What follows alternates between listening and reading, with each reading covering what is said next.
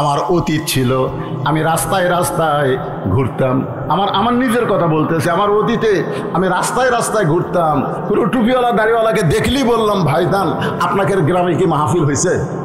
তবে না, এখনো হয় নাই। তো ভাই আমি ওয়াজ করবার জানি, ভাই আমার দাওয়াত দেন। তখন কয় এখনো পর্যন্ত ওয়াজ শুনিনি, কিসের দাওয়াত? আমাকে দাওয়াত দেন। আমি কমপক্ষে 100 জন লোককে ধরলে 2-1 জন লোক আমাকে দাওয়াত দিত। এটা হলো আমার অতীতের খবর। চাইয়া চাইয়া দাওয়াত দিছি, জনগণ আমাকে দেয়নি। আর আমার বর্তমানের খবর হলো দাওয়াতের চাপে আমি ভয়ে লুকে থেকে সিসি ক্যামেরা লাগাছি। কোনো মানুষজন আসলে আমি সেক্রেটারিকে বলি নাস্তা টাস্তা করে বিদায় করে দাও, ফাঁকা ফুঁকা কিছু নাই, আমি দেখা করে পারতেছি না। বর্তমান বললেন এটা হলো বাহিরের ইবলিস না, এটা হলো ইবলিসের বেটা খান্নাস। এই খান্নাস প্রত্যেকটা মানুষের অন্তরে আছে। এই খান্নাস আমাকে বলতেছে, উমর তুমি হলাম অর্ধ পৃথিবীর খলিফা, তুমি অর্ধ পৃথিবীর খলিফা। ওসমান গনি বলতেছে আমির আল মুমিনিন, তাহলে তো ঠিকই বলেছে, আপনি অর্ধ পৃথিবীর খলিফা। ওমর ফারুক বলে, ওসমান বর্তমানকে নিয়ে যখন কোনো মানুষ চিন্তা করে ওই মানুষটাকে তখন শয়তান ধরে। প্রত্যেকটা মুসলমান চিন্তা করবে তিনটা, একটা হলো অতীত, একটা হলো বর্তমান, একটা হলো ভবিষ্যৎ। অতীতে আমি কি ছিলাম, বর্তমানে কি হুনুরে, ভবিষ্যতে আমার খবর কি। হাসিনা যদি ভবিষ্যতের চিন্তা করত তাহলে আজকে গোষ্ঠী শুদ্ধ পলান লাগতো না। জোরে কোন কথা, ঠিক কথা কন না কেন? খালি চিন্তা করছে 41 সাল, ভবিষ্যতের চিন্তা করে নাই। বর্তমান মনে করেছিলাম কি হলো রে, এই ক্ষমতা থেকে আমাকে নামাবে কে? ওমর ফারুক বলে, ওসমান শয়তান আমাকে ধোঁকা দিয়েছে, আমি অর্ধ পৃথিবীর খলিফা। আজকে আমি অর্ধ পৃথিবীর খলিফা, কিন্তু অতীতে আমি কি ছিলাম, ভবিষ্যৎ আমার কি হবে। তাহলে অতীত আর ভবিষ্যৎ নিয়ে প্রত্যেকটা মানুষের চিন্তা করার দরকার আছে না নাই? আমার অতীত ছিল আমি রাস্তায় রাস্তায় ঘুরতাম। আমার নিজের কথা বলতেছি। আমার অতীতে আমি রাস্তায় রাস্তায় ঘুরতাম।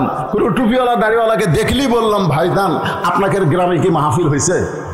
তবে না, এখনো হয় নাই। তো ভাই আমি ওয়াজ করবার জানি, ভাই আমার দাওয়াত দেন। তখন কয় এখনো পর্যন্ত ওয়াজ শুনিনি, কিসের দাওয়াত? আমাকে দাওয়াত দেন। আমি কমপক্ষে 100 জন লোককে ধরলে 2-1 জন লোক আমাকে দাওয়াত দিত। এটা হলো আমার অতীতের খবর। চাইয়া চাইয়া দাওয়াত দিছি, জনগণ আমাকে দেয়নি। আর আমার বর্তমানের খবর হলো দাওয়াতের চাপে আমি ভয়ে লুকে থেকে সিসি ক্যামেরা লাগাছি। কোনো মানুষজন আসলে আমি সেক্রেটারিকে বলি নাস্তা টাস্তা করে বিদায় করে দাও, ফাঁকা ফুঁকা কিছু নাই, আমি দেখা করে পারতেছি না। বর্তমান আর আমার ভবিষ্যৎ হলো মসজিদের খাটনি আমার বাড়ির আঙ্গিনায় আসবে। তুমি যেই তালায় থাকো না কেন, তোমাকে টেনে নিচে নামানো হবে, রঙিন কাপড় খসে সাদা কাপড়ে পরায়া চকলেটের মতন মোড়ায়া তোমাকে অন্ধকার কবরে নিয়ে যাওয়া হবে। জোরে কান কথা, ঠিক কিনা কথা বলেন? আজকে যদি আমাদের ভবিষ্যতের চিন্তা থাকতো তাহলে অন্ধকার কবরকে নিয়ে আমরা চিন্তা করতাম। ওই বাড়ির ফ্যানের তলে থাইকে মনে করতাম না গরমের মধ্যে ওয়াজ শুনতে যাবো কেন। ভবিষ্যতের চিন্তা নাই তো। মিন শারিল ওয়াসওয়াসিল খান্নাস, প্রত্যেকটা সাহাবীর অন্তরের মধ্যে একটা ধোঁকা শুরু হয়েছে যে আল্লাহ তাআলা প্রত্যেক নবীকে একটা নাতি দিয়েছে, নাতির নাম হলো হাসান। নবী হয়তো মনে করেছিল এবারে আর একটা নাতনি হবে, ফাতেমার পেট থেকে একটা কি হবে, কিন্তু আবার লাঠি কি মনে করতেছেন? প্রত্যেকটা বাপি চাই, প্রত্যেকটা নানা চাই, প্রত্যেকটা দাদা চাই। আমার বাপ চাইছিল যে আল্লাহ তো পরপর খালি মেয়েই দিল রে, তোকে আল্লাহ একটা ফেলে দিল না, এটা চাই। কিন্তু সাহাবীরা তো বুঝবার পারে না নবী কি বলে কাঁদতেছে। নবী 2খানা হাত বাড়ায় দিলেন। এই খেয়াল করেন, ওয়ালা তাকুলু লিমান ইউকতালু ফি সাবিলিল্লাহি আমওয়াত। এই আয়াতের তাফসীর করতে গিয়ে বলতেছি, নবী 2খানা হাত বাড়ায় দিলেন।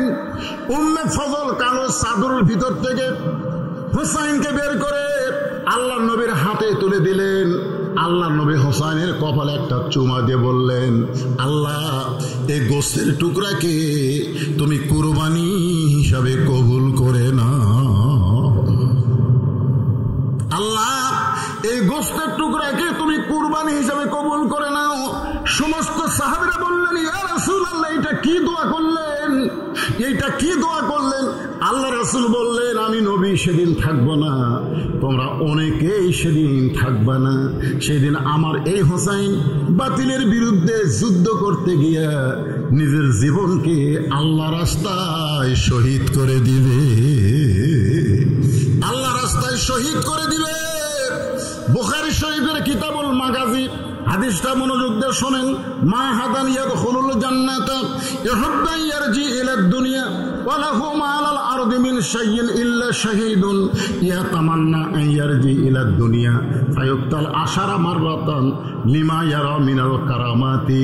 রাওয়াহুল বুখারী কিতাবুল মাগাজি। জোরে কোন আল্লাহু আকবার, আল্লাহু আকবার। কি বুঝতেছেন? আল্লাহ তাআলার জান্নাত জান্নাতুল ফেরদাউসের মধ্যে আল্লাহ শহীদদেরকে জায়গা দিবে। শহীদেরা জান্নাতুল ফেরদাউসের মধ্যে থাকার পরেও দুনিয়াতে আসার জন্য তারা ছটফট করবে। দুনিয়াতে আসার জন্য মাহাদান ইয়াদখুলুল জান্নাত ইহুব্বু আন ইয়ারজি ইলাদ দুনিয়া, তারা দুনিয়াতে আসাকে মহব্বত করবে। আল্লাহ বলবেন, রে শহীদ, আমি আল্লাহ তোমাদেরকে আল্লাহ রাস্তায় জীবন কুরবানি করার জন্য জান্নাতুল ফেরদাউস দিয়ে দিলাম, এরপরেও তোমরা দুনিয়াতে আসার জন্য ছটফট কেন করতেছ?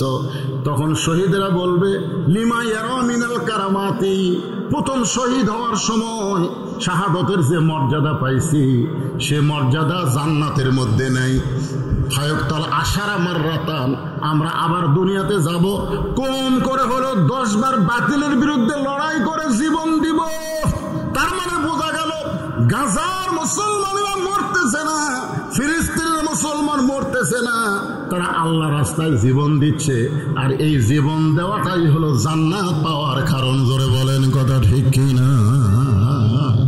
আপনারা বলেন তো, হোসাইন রাদিয়াল্লাহু কি স্বাভাবিকভাবে দুনিয়া থেকে বিদায় নিছে না বাতিলের বিরুদ্ধে লড়াই করছে? আপনারা বলেন তো, হোসাইন রাদিয়াল্লাহু কি মরছে? কথা কন না কেন? মরছে।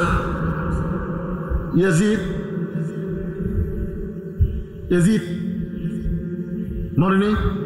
আপনাকে এই মান্দা থানা গোটা তন্ন তন্ন করে খুঁজে দেখেন তো ইয়াজিদ নামের কোন লোক আছে? কিন্তু হোসাইন, তার মানে কি বোঝা গেল? তার মানে কি বুঝলেন? কোরআনের আয়াত বিশ্বাস করতে হবে। ইমানের দাবি যদি কুরবানি হয়, সেই দাবি ঘরে বসে থাকা নয়। ইমানের দাবি হলো কিছু বিনিময়, সেই বিনিময় যদি শরীরের ঘাম হয়। এই ঘামটা দেওয়ার জন্য আজকে কোরআনের মাহফিলে বসেছেন। একটু মহব্বত করে কথাগুলো শুনবেন। আল্লাহ বলতেছেন, ওয়ালা নাবলুওয়ান্নাকুম বিশাইইন মিনাল খাউফি ওয়াল জুই ওয়া নাকসিম মিনাল আমওয়ালি ওয়াল আনফুসি ওয়াস সামারাতি ওয়া বাশশিরিস সাবিরিন। আল্লাহু আকবার। আপনারা বলেন তো, যেই মেয়ে যেরকম এরা প্রথম মাহফিল করতেছে, এরা জানে না তো যে এই সময় এরকম গরম হবে, মানুষ অতিষ্ঠ হবে। বক্তা যতই ভালো কথা বলুক, বক্তার কথাগুলো মানুষের কাছে ভালো লাগবে না, কারণ কঠিন গরম। যে ভাই, এই আয়াতের ব্যাখ্যাটা একটু মনোযোগ দিয়ে শোনেন। যে মেয়েটার বিয়ে হয়েছে এখনো মা হয়নি, ওই মেয়েটা মা হবে। মেয়েটা কি হবে? আপনারা বলেন তো, মেয়েদের শান্তি কার মধ্যে? মেয়েদের শান্তি সোনার মালা, গলার মালা। মেয়েদের শান্তি হলো মাতৃত্বের মধ্যে।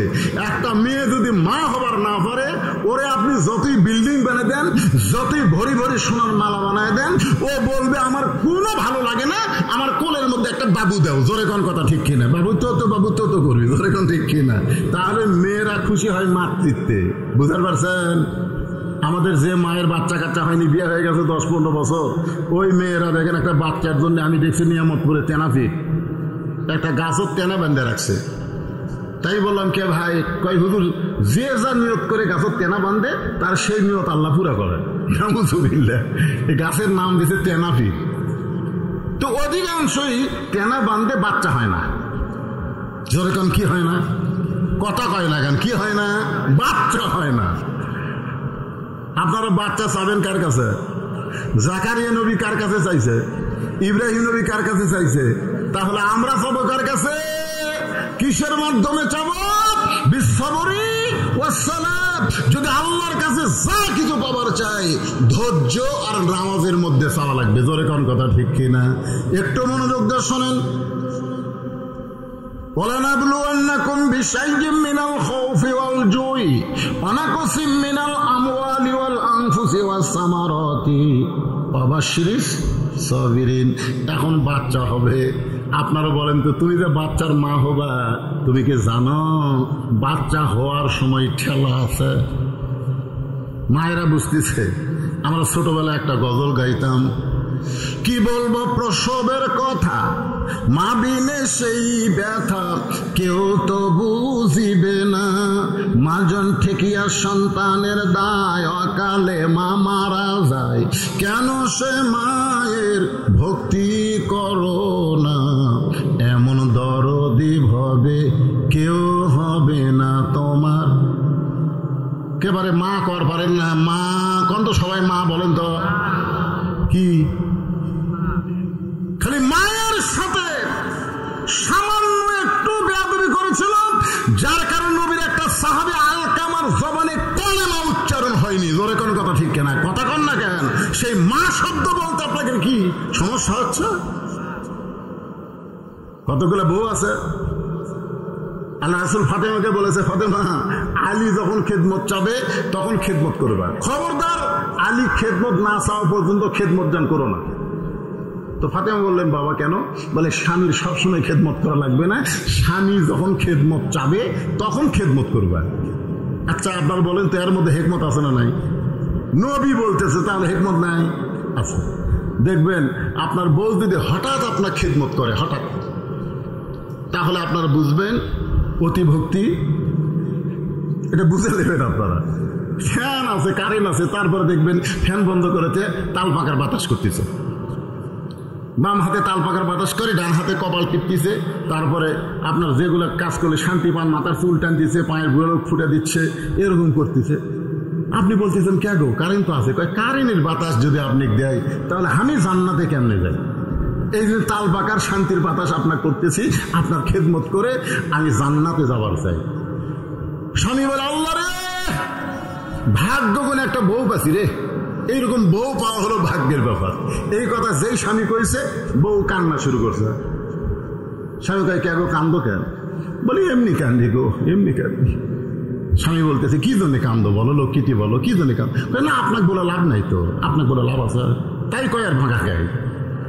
স্বামী কই কেরি, বউ কান্দে, আমাকে বলে লাভ নাই, জোর বলো কি জন্য কান্দো বলো। শোনেন, আমি যে জন্য কাঁদতেছি, আমি যদি কান্দার কথা বলি আপনি কি আমল করবেন? আপনি যদি আমল করেন তাহলে আমি বলবো। স্বামী বলতেছে, ঠিক আছে তুমি বলো কি জন্য কাঁদতেছ, আমি আমল করব। বলতেছে, আমার কান্দার কারণ হলো তোমার বুড়ি মা আর তোমার বুড়া বাপ সব সময় আমার কলজাত আগুন জ্বলে দিছে। তুমি যখন বাড়ির বাইরে যাও, এই দুই বুড়া বুড়ি আমার সাথে এমন ভাবে খারাপ ব্যবহার করে, আমার কলজাত আগুন লাগে গেছে। এই বুড়া বুড়ির সাথে যদি তুমি থাকতে চাও তাহলে আমার বাপের বাড়ি পেরে দাও, আর আমাকে নিয়ে যদি জান্নাতের সংসার করবার চাও তাহলে তোমার বাপ মাও বাদ দেওয়া লাগবে। ওমা আলাইনা ইল্লাল বালাগ। আমার যা দায়িত্ব ছিল, আমার যা ওয়াজ ছিল, আমি সব ওয়াজ শেষ করছি। এখন তুমি কি আমল করবা কও? এখন স্বামী যদি বোকা হয়, স্বামী যদি ভেড়া মার্কা স্বামী হয়, ভেড়া মার্কা স্বামী বোঝেন না, বউ যা কয় তাই। স্বামী যদি বোকা হয় তাহলে বাপ মাকে বাদ দিয়া বউ নিয়ে ভিন্ন সংসার করবে। আর স্বামী যদি চালাক হয়, আল্লাহর কোরআন সামনে এসে বলবে, লিয়াবলুয়াকুম আইয়ুকুম আহসানু আমালা ওয়া কাযা রাব্বুকা আল্লা তা'বুদু ইল্লা ইয়্যাহু ওয়া বিল ওয়ালিদাইনি ইহসানা। আল্লাহু আকবার। স্বামী কি আল্লাহর কোরআন সামনে নিয়ে বলতেছে, লিয়াবলুয়াকুম আইয়ুকুম আহসানু আমালা। এই সময় আমার সবচেয়ে সুন্দর আমল হলো, বউ মরে গেলে বউ পাওয়া যাবে, বউ ছাড়া দিলেও বউ পাওয়া যাবে, কিন্তু বাপ মা যদি মরে, বাপ মা তো পাওয়া যাবে না। তাহলে যেটা মরলে পাওয়া যায়, যেটা ছাড়া দিলে পাওয়া যায়, সেটার কথা শুনে আমি আমার বাপ মায়ের থেকে ভিন্ন হব, লাভ দেওয়া। বউ বলতেছ মা আলাইনা ইল্লাল বালাগ, তোর ব্যাগপত্র যা আছে সব গোছালে, সব গোছালা, 3 তালাকের গাড়ির চড়ে তোর বাপের বাড়ির যা। কয় তালাকের গাড়ি? 3 তালাকের গাড়ির চড়ে বাপের বাড়ির যা। তুই বউ মরলে সকালে বিকালে বিয়ে করবার পারবো, তো সারাদিনও বউয়ের অভাব নাই রে। আর তোর কথা শুনে আমার কলিজার টুকরো বাপ মারকে আমি অফার করতে পারি না। দরকার হলে আর একটা বিয়ে করবো, কিন্তু বাপ মাও আমি ছাড়বো। বউ দৌড়ে আছে, পাও ধরে বলতেছে, তোমাকে পরীক্ষা করলাম গো, তুমি আসলে আল্লাহর ওলি গো। কি বলেন, এরকম মেয়ে আসে না নাই? ধরে কেন আসে না না? আমার মা বোনেরা যারা পর্দার অন্তর আছেন শোনেন, যারা পরিচিত মা হবে তারা এই কি বলবো প্রসবের কথা, মা বিনে সেই ব্যথা কেউ তো বুঝিবে না। মাজন ঠেকিয়া সন্তানের দায়, অকালে মা মারা যায়। এটা আমি নিজে বুঝতেছি ভাই। আমাকে আল্লাহ 3টা মেয়ে দিছে। প্রথম মেয়ের 3 বছর পরে দ্বিতীয় মেয়ে আছে, আর দ্বিতীয় মেয়ের পরে আমি চিন্তা করছিলাম আর বাচ্চা দরকার নাই, পরপর খালি মেয়েই হচ্ছে। তখন 15 বছর পরে আমার বাপ মায়ের কথা মতো আমি আবার চান্স নিলাম। ওই মেয়েটা আমার দাঁড়িয়ে এলি ভয় খেলো। 15 বছর পরে চিন্তা করতেছে, 15 বছর পরে নর্মালে বাচ্চা, ভয় খেলো। আমাকে বলতেছে, দেখেন এত বছর পরে বাচ্চা, এটা নয় সিজার করা হোক। আমি কি কর্ম কন, বইয়ের উপর দয়া আছে, টাকা পয়সাও আছে। আমি সিজার করলাম। সিজার করার পরে আমার 2 মেয়েকে আমি যা বলি তাই শোনে, কিন্তু এই সিজার করার না।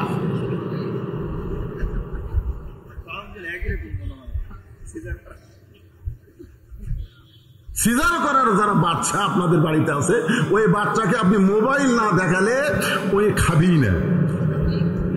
আর কান্না বন্ধ করবার গেলে মোবাইল চালু না করলে আর কান্নাও বন্ধ হবি না। ধরে কোন কথা কর না। কারণ কি জানেন? কারণ হলো আমি ডাক্তারের কাছে শুনছি, হুজুর সিজার করা মানে নর্মালি তো সব বাচ্চাই হবে, কারণ নর্মালি সব বাচ্চা। আমরা টেবিলের উপর যত মানুষ বসে আছি, একটা সিজার করা, কথা কর না কেন, আমরা কি হইনি? নর্মালি সব বাচ্চাই হবে, কিন্তু কতগুলো মায়ের ধৈর্য কম। এই ধৈর্য কমের কারণে এরা ওই প্রসবের ব্যথা নিবে না দেখে ডাক্তারের সাথে সিজার করে। এখন ডাক্তার সিজার তো টাকার লোভে করবেই, আগে পরীক্ষা করে আলট্রাসাউন্ড করে, সম্পূর্ণ ভুয়া। ডাক্তার আমাকে বলতে হতো সম্পূর্ণ ভুয়া। বাচ্চা কি করছে, বাচ্চা কাত হয়ে আছে মিশে, বাচ্চা যে পানি লাগবে বের হতে সে পানি নাই। তখন বাধ্য হয়ে পেট কাটা দেখে বাচ্চার ঘুমই ভাঙেনি, কারণ 2 দিন পরে নর্মালে হবি। 2 দিন আগে পেট কাটলে আর ঘুম ভাঙবি? বাচ্চা ঘুমের মধ্যে আছে, তখন ওই পেটের মধ্যে বার করে আর ঘুম ভাঙানোর জন্য এরকম পাও ধরে এরকম একটা ঘুরেন দেয়, বুঝলেন? এই যেই ঘুরেন দেয়, এই ঘুরানে মাথাতে একটা ঝাঁকি খায়, করে কান্দা ওঠে। এই যে মাথাতে একটা ঝাঁকি খায়, বুঝলেন? এই ঝাঁকিতে কান্দা ওঠে। ওই যে ঝাঁকি খাচ্ছে, ওই ঝাঁকি খাওয়ার কারণে ওই মোবাইল ছাড়া কান্না থামে না, মোবাইল ছাড়া ওই ভাত খায় না। কি বলবো প্রসবের কথা, মা বিনে সেই ব্যথা কেউ তো বুঝিবে না। মাজন ঠেকিয়া সন্তানের দায়, অকালে মা মারা যায়, কেন সে মায়ের ভক্তি করো না। এমন দরদি ভাবে কেউ হবে না আমার। সবাই বলেন, এই মুরব্বীরা বলেন না কেন? যাদের মা মারা গেছে তারাও বলেন, যাদের মা জীবিত তারাও জোরে বলেন, এমন দরদি ভাবে কেউ হবে না আমার মা গো। এতদিন তো মা হওয়ার চাইছে, এবার প্রথম বাচ্চা হওয়া। মেয়েদের যখন বাচ্চা হয় কলিজার মধ্যে একটা আঘাত দেওয়া শুরু হয়। ওই সময় মা আঘাত সহ্য করতে না পেরে চিল্লি করে বিষ খাবো, গলার দড়ি দিব, এই জীবন আর রাখবো না। কখনো বলে বিষ খাবো, কখনো বলে আত্মহত্যা করব, কখনো বলে গলার দড়ি দিব। এই কষ্ট সহ্য করতে পারি না। তখন দাদি নানি দৌড়ে এসে ঘরের মধ্যে নিয়ে যায়, কেরে তুই কি পাগলি হয়েছিস? মায়ের পায়ের তলে সন্তানের জান্নাত, সুবহানাল্লাহ বলেন। মরদ মানুষের পায়ের তলে কোনো জান্নাত নাই। আগেকার বক্তারা ওয়াজ করত স্বামীর পায়ের তলে বইয়ের জান্নাত, এটা সম্পূর্ণ ভুয়া কথা।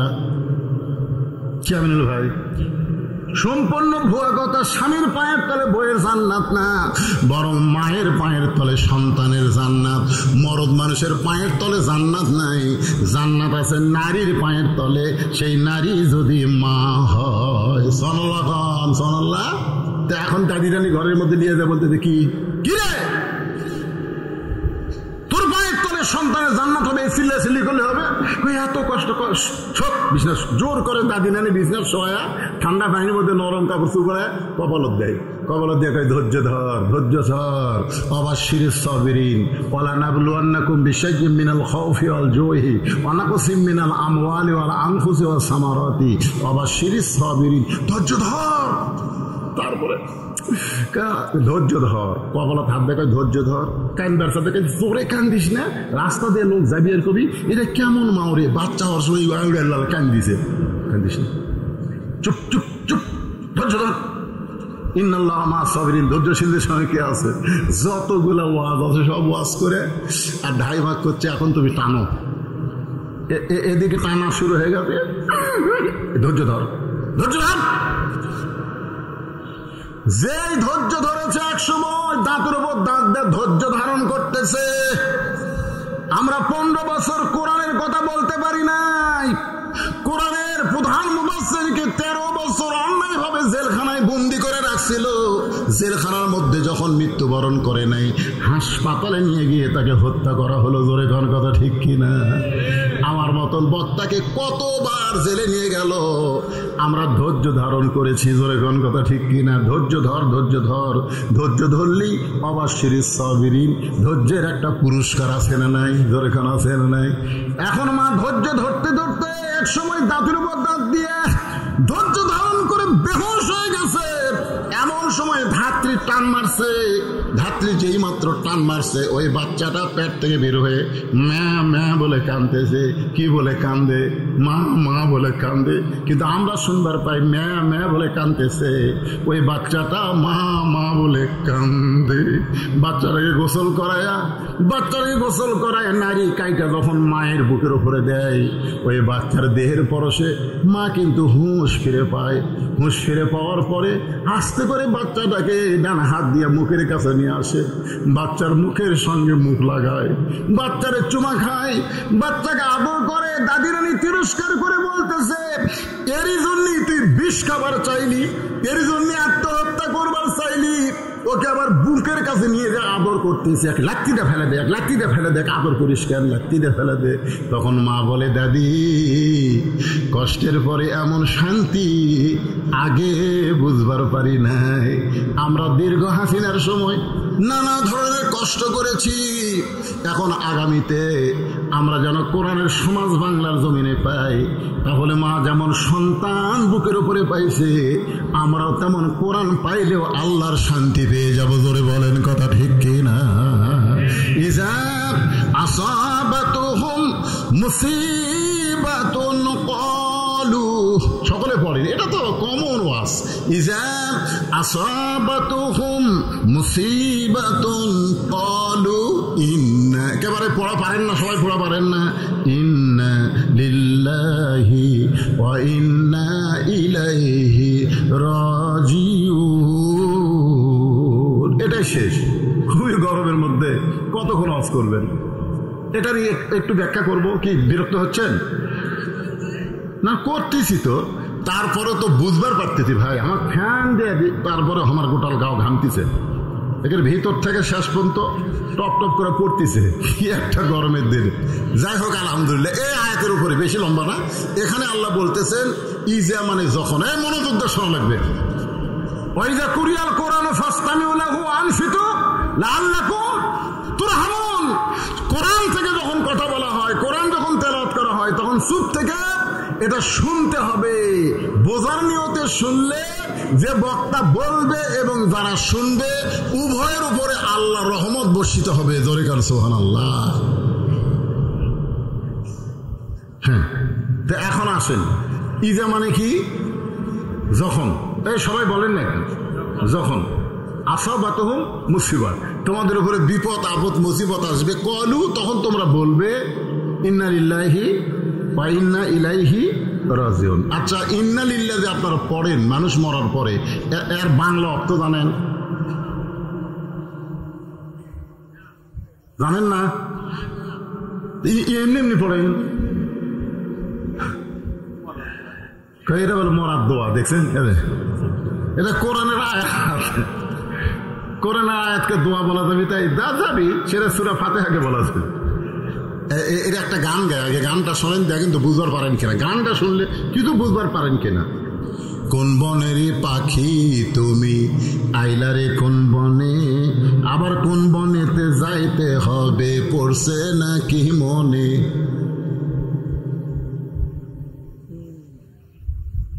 কি বুঝতেছেন? কোন বনের পাখি তুমি আইলারে কোন বনে, আমার কোন বনেতে যাইতে হবে পড়ছে নাকি মনে। রথীন্দ্রনাথ একটা হিন্দু মানুষ গান গাইছে, পঞ্চ আত্মা পঞ্চরুহু হিসাবেতে দেখা যায়, একেতে দুইয়েরই জনম পরমাত্মার মরণ নাই। কে বলে মানুষ মরে, মানুষ মরিলে তবে বিচার হবে কার। বিনহা খালাকনাকুম অফিহা নুইদুকুম অমিনহা নুখরিজুকুম তারাতান উখরা। আল্লাহু আকবার। কোথায় ছিলেন আপনারা ভাইজান? এই সোনাসানের আপনারা কোথায় ছিলেন মনে আছে? কোথায় ছিলেন যে জগতের নাম হলো আলমে আরওয়াহ, রুহের জগতে ছিলেন? জোরে কণ্ঠে, কথা কণ্ঠে। রুহের জগৎ থেকে মানুষের সুরত নিয়ে আপনারা কোথায় আসলেন? মানুষের সুরত। আল্লাহ বলেছেন লাকাদ খালাকনাল ইনসানা ফি আহসানি তাকবীম। এরই সাথে সাথে আল্লাহ বললেন সুম্মা রাদাদনাহু আসফালা সাফিলিন। কি সুন্দর চেহারা! তিনবার, চারবার আল্লাহ শপথ করছে, চারবার না তিনবার। অতিন জাইতুন অতর সিনিন ওয়াহাজাল বালাদিল আমিন, চারটা শপথ করে আল্লাহ মানুষের কথা বলতেছেন। সুন্দর অবয়ব দিয়ে আমি আল্লাহ ইনসানকে সৃষ্টি করেছি, তৈরি করেছি। এরপরে আল্লাহ বললেন সুম্মা রাদাদনাহু আসফালা সাফিলিন। এরা কর্মগুণে পশুর চাইতো জঘন্য হবে, পশুর চাইতো। আমি একদিন ওয়াজে বলছিলাম আপনাদের এই মান্দার মধ্যেই যে ফজরের আযান শুনে ঘুমায় যারা, কুত্তার আমল করে তারা। এই ওয়াজ আপনাকে মান্দার মধ্যে করছিলাম। ফজরের আযান শুনে ঘুমায় যারা, কুত্তার আমল করে তারা। এই ওয়াজ যেই করছি ভাই, 4-5টা কুত্তা এই পিছনে আসছে, 4-5টা কুত্তা আসে। আমি যেই ওয়াজ শুরু করি মুয়াজ্জিন আযান দিলে কতগুলা কুত্তা লোকমা দেয়, দেয় কি দেয় না? এক মুয়াজ্জিন আমারে কইছে হুজুর আচ্ছা এই ফজরে আযান দিবার গেলে আমি আযান শুরু না করতে কুত্তাগুলো এই কারণ কি হুজুর? আমি কইলাম বারে কি কারণে কুত্তা বিরক্ত করে? আচ্ছা মুয়াজ্জিন সাহেব আপনি সত্যি করে বলেন তো, আপনি তো ফজরের আযান দিচ্ছেন, আসসালাতু খায়রুম মিনান নাওম বলতেছেন, আপনার বেটা নামাজ পড়ে? মুয়াজ্জিন বলতেছে না হুজুর, আমার 3 বেটার মধ্যে একটাও নামাজি নয়। এই জন্য কুত্তা লোকমা দেয়। কো আনফুসাকুম আহলিকুম নারা, জাহান্নামের আগুন থেকে বাঁচবার গেলে তুমি একলা বাঁচলে হবে না, তোমার আহাল পরিবার নিয়ে বাঁচা লাগবে। তোর এখন কথা ঠিক কি না? তুমি আযান দাও, ঘুমোর থেকে নামাজ অতি উত্তম, আর তোমার বেটারাই ঘুম পাড়িতে কুত্তা তো রাগ করবি। আমি সেই দিন দেখলাম 4-5টা কুত্তে আসে, আমি যেই ওয়াশ করে ওঠে কিছুক্ষণ পরে সুম্মা রাদাদনাহু আসফালা সাফিলিন। এই আয়াতটা আমাকে বলতেছে ফজরের নামাজ বাদ দিয়ে ঘুম পাড়ে যারা, কুত্তার চাইতেও খারাপ তারা, কুত্তার চাইতেও খারাপ তারা। যেই বলছি 4 কুত্তা উঠ। কুত্তা বুঝা দিল হুজুর আমরা কুত্তা হবার পারি, তবে বেনামাজের মতন অত খারাপ লই। তখন আজকের ওয়াজ শোনার পরে ফজরের নামাজ কারা কারা পড়বেন না তারা একটু হাত তোলেন তো দেখি, যারা যারা পড়বেন না।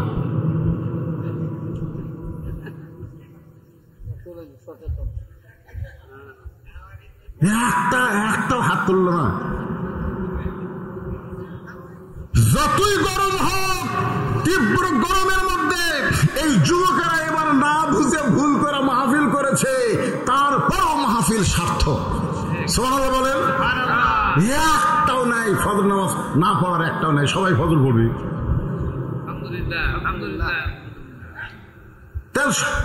কি কয় হাত তোলে মানে? হাত তুলবি না মানে ফজরের নামাজ পড়বি না, হাতও তোলেনি। ওই লুলা হয়ে মরবি, লুলা হয়ে মরা বোঝেন, লুলা হয়ে মরা বোঝেন কি? আমি কি কারো ভোট চাচ্ছি? আমি কি কোনো মার্কার ভোট চাচ্ছি? আমি চাচ্ছি নামাজ। আপনি জানেন হাসরের ময়দানে সর্বপ্রথম আপনাকে নামাজ সম্পর্কে প্রশ্ন করা হবে। জোরে কথা বল না কেন? সবচাইতে গুরুত্বপূর্ণ নামাজ হলো ফজরের নামাজ। সবচাইতে গুরুত্বপূর্ণ নামাজ হলো ফজরের নামাজ। একটু খেয়াল করেন, যে কোনো সময় আমাদের মৃত্যু হবে, যে কোনো সময়। আমি একটা গান শুনেছিলাম, ডাক দিয়ে আছেন দয়াল আমারে, রইব না আর বেশি দিন তোদের মাঝারে। এই গানটা যুবকেরা ভুলে গেছো? ডাক দিয়ে আছেন দয়াল আমারে,